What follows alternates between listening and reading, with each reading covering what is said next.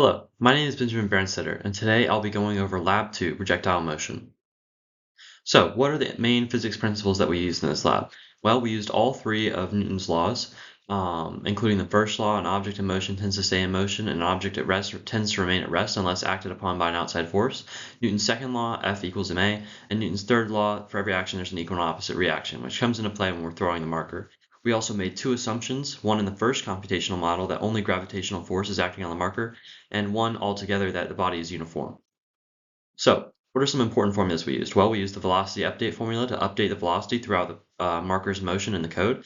That's the code version right there. We also used the position update formula to change the position of the marker in the code.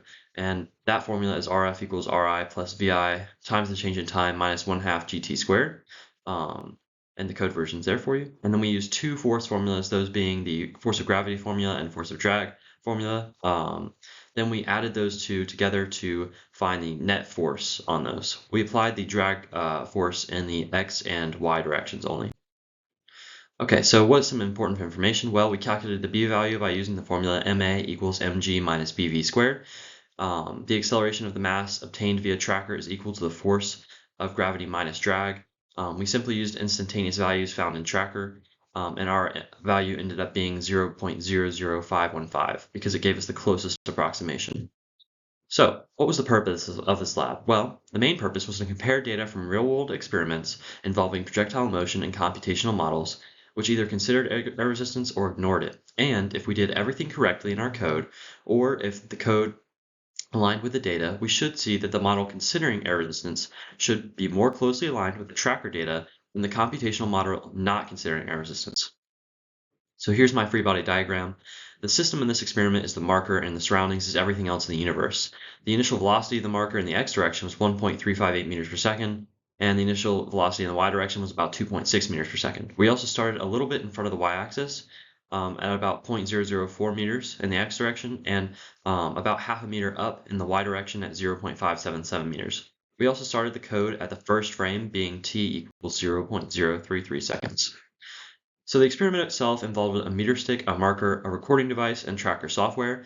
We set the recording device perpendicular to the plane of motion of the marker, hit record, and then threw the marker from a distance up on the meter stick. We then uploaded this video into tracker and used the meter stick to calibrate.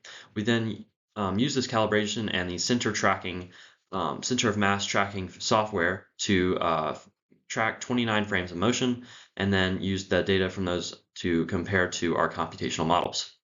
The code portion, we just simply used the starter code in GlowScript and added two variables being the drag and gravity, and then we added those two to find the net force. And then we ran the code with the proportionality constant being 0.00515, giving us the data for the drag code, and then the drag code being 0, or the drag proportionality constant being 0, gave us the non-drag portion of the code data.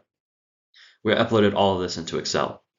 Two videos of the tracker running and the code running. And the code's going to show graphs of motion and velocity as well as our data.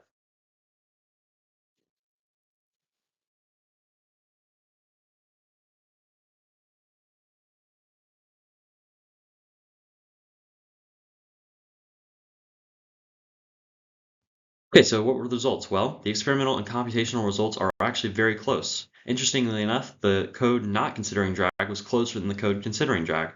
Just something interesting to consider when we discuss our error. Well, what were some possible sources of error? Well, we could have calculated the proportionality constant incorrectly. The marker is rotating and spinning in the video, so air resistance could have been non-constant. The tracker data could have been not perfectly set on the center of mass. The liquid inside the marker could have been shifting during motion, affecting the experiment as a whole. So our what does it mean question? Well, the terminal velocity would occur if the force of gravity were equal to the force of drag. The experiment does not allow enough time for free fall acceleration to let the marker reach terminal velocity, so we do not see it here. But if we were to perform the experiment at a much higher height and let the marker drop for a lot longer time, we would see that the marker reached its terminal velocity, having a constant velocity in the y direction, with air resistance equaling the force of gravity. Our what if question. This question entails the idea that most people assume that having velocity in the x direction would somehow affect the length of flight, and unless the marker somehow created a lift using Bernoulli's principle, the time is going to be the exact same whether you throw it up or in the x direction. Thank you.